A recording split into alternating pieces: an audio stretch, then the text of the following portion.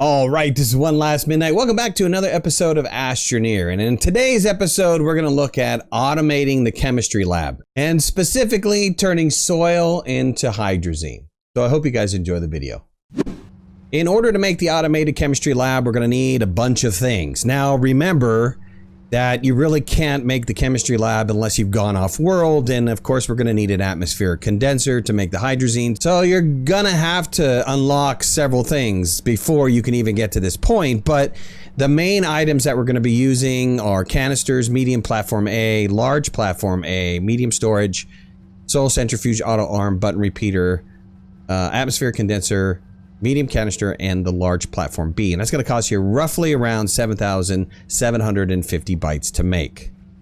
Now, the build list for this particular build, we're going to need 3 medium platform A's, 3 large platform A's, 1 large platform B, 2 canisters, 2 medium storage, 3 auto arms, 1 soil centrifuge, 1 chemistry lab, 1 atmospheric condenser, 1 medium soil canister, and 2 button repeaters. All of that should cost you about 18 resin, 2 compound, 4 aluminum, 3 graphite, 3 zinc, 2 plastic, 3 glass, 1 ceramic, 1 iron, and 1 tungsten. And always we're going to look at this in a couple different scenarios. Scenario 1 is after you get the chemistry lab and the atmospheric condenser. All right, so you've built everything on the build list, and now we just need to put it together. What you're going to do is you're going to grab yourself a large platform B. Get it pretty close to where your power is, where you're initially going to set this up. Of course, you're going to have some power in the background. You want to grab your medium soil canister and you want to place it on that medium platform B. Make sure that you enable the output on that. And then you want to go ahead and grab your soil centrifuge and place your soil centrifuge down and set it up to build ammonium. Now you want to grab yourself a medium platform A. I like to spin it around where, wherever the arrow is pointing is where the pickup direction is going to be. That just makes sense for me. You could do it any way you want to do it. Then you want to look for, you want to look for the auto arm that has a pre-prepped ammonium on there. Reason why is we only want to grab ammonium off of the soil centrifuge. There's going to be canisters on here and we don't want it to take the canisters. Go ahead and once you have that situated, lock it down. Then you want to grab yourself a large platform A and stick it somewhere off to where the drop-off area is of that first auto arm you place down. I kind of like it right about there. And go ahead and connect that platform up to lock it in place. Go ahead and put your chemistry lab on that platform A. And set your chemistry lab to make hydrazine. We actually had that turned on, but we'll turn it off for now. And then go ahead and put another medium platform down behind the chemistry lab and get yourself an auto arm to hook up to that. You want the pickup point to be somewhere off here and the drop-off point to be on the chemistry lab. Go ahead and grab yourself another large platform A. And put that in the drop-off of this new auto arm we just placed down. Want to make sure that it is covering it, or the pickup point, sorry, the pickup point of this auto arm. And we want to go ahead and grab the atmospheric condenser.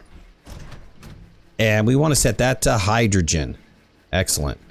Connect these guys up. And then finally, well, almost finally, we're going to go ahead and put down another medium platform A. Right over here to the chemistry lab, and we're going to pick up an auto arm that already has a pre-prepped hydrazine on it. So the pickup area is going to be the chemistry lab, and the drop-off area is going to be somewhat over here in this area right here. We're going to go ahead and lock the auto arm in place, plug it in. We're going to stick 2 medium storages down onto that large platform A. And we're going to grab our 2 canisters, and then also let's go ahead and grab our 2 button repeaters. And we're going to place our button repeaters down. We're going to make a little clock. I've gotten a little bit of flack on this clock that people don't really like this clock. I haven't had any problems with this clock. People have. They say that it's not very performant, that it causes lag issues. I haven't experienced any of that. So your mileage may vary with this clock. Use whatever clock works best for you. And then go ahead and hook that other together. And then we are going to pick up another branch, and you got to hook it up right to this little gray arm right here on the soil centrifuge. Everything looks like it's okay. So let's go ahead and plug it in really fast. Make sure everything comes on. Turn on these auto arms if they aren't already on. And the first thing we want to do is we want to make sure that we are prepping hydrazine. So let hydrazine start to gather.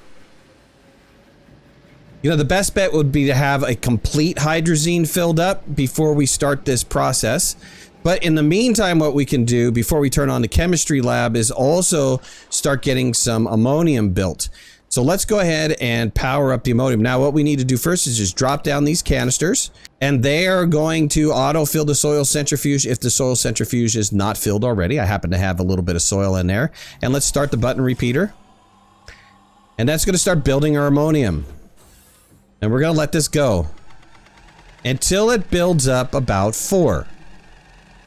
Now, the reason why we're hesitating on the chemistry lab is because we want to make sure that we have hydrogen, first of all, and that we have some ammonium to start the process.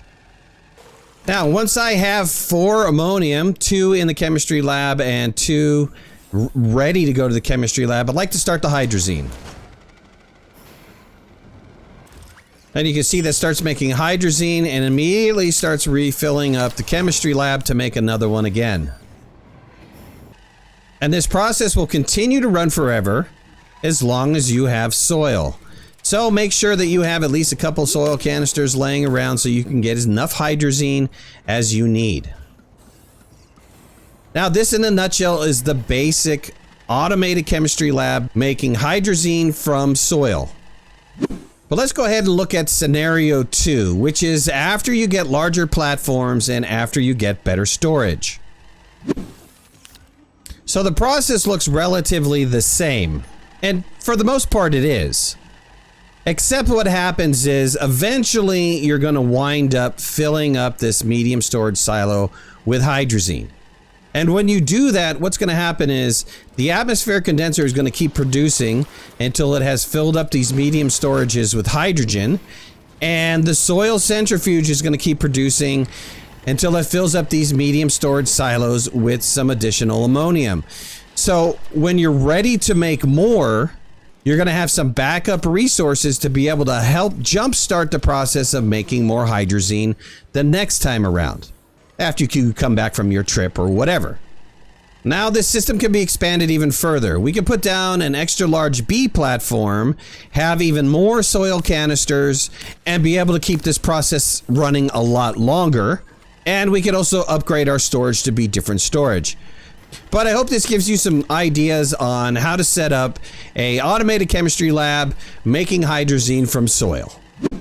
All right, so that was my video on the automated chemistry lab. I hope you guys enjoyed it. If you did, hit that like button. If you're not a subscriber, please subscribe. We'd love to have you in the community. If you want to follow me on any of my social media, you can find the links in the description below, and make sure to hit that notification bell. That way you know when I go live and when I post new videos. We'll talk to you soon. Thanks a lot. Bye-bye.